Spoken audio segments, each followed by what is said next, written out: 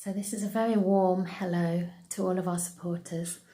Many of you have asked me to find a way to continue to share the Dhamma during this very trying period as we're seeing the coronavirus spreading around the world globally and causing a lot of suffering, a lot of critical cases of the disease, and also watching the death toll mount every day. It's quite a frightening time for us here in the UK and also globally, worldwide.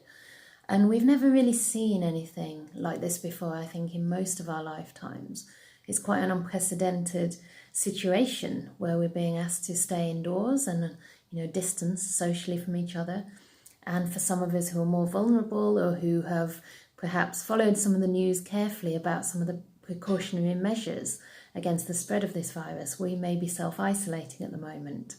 And earlier today I posted a message to ask us to look at the language we use here, just to see if playing with those words can maybe bring a bit more ease into the situation.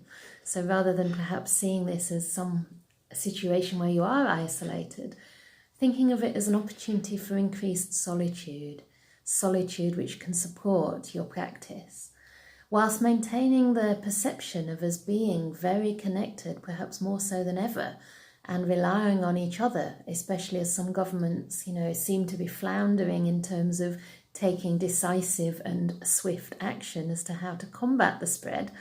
We are relying on each other as communities, and as much smaller communities, now that some of the borders are closed. Also, it's giving us the opportunity to learn how to be flexible. And as my teacher Ajahn Brahm said to me just today when I talked to him through Skype, he said, plans should always be rubbery, not fixed in stone, not so rigid that we can't change. And of course, this has been a challenge to us, I'm also wondering if I'm even going to make it to Perth for my rains retreat. And in the past, that would have seemed like a horrific idea. Will I make it as a monastic if I can't go for my rains retreat every year? Because this is the time for me to really deeply resource myself in the Dhamma and have some time for deep solitude of body and, to as great a degree as possible, solitude of mind. And this, would have been a very daunting prospect. And yet now that it's here, there's little we can do but accept that and learn to find ways to deal with and relate to that.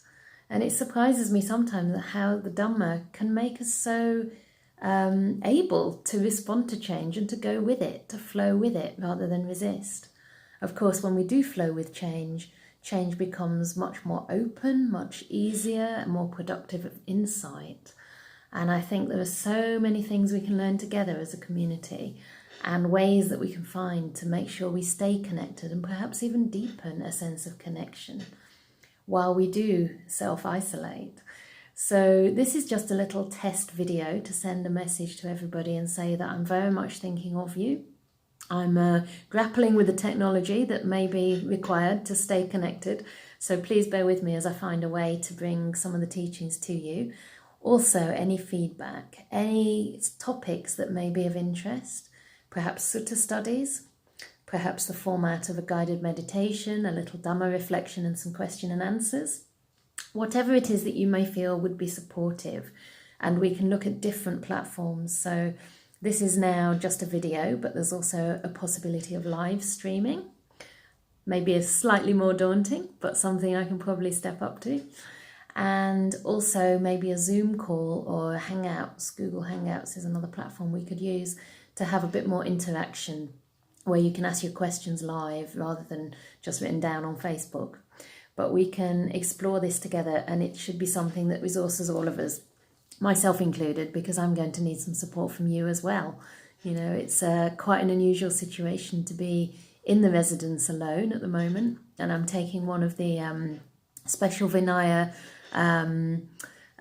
allowances, which says that bhikkhunis can put food together, let's say. I'm still steering away from the word cook, but put food together for themselves and heat it up in times of difficulty and danger. So I never quite knew what that meant until today and yesterday when I had to do that. So So there are all kinds of flexibilities that we need to employ and situations that we maybe haven't encountered so far.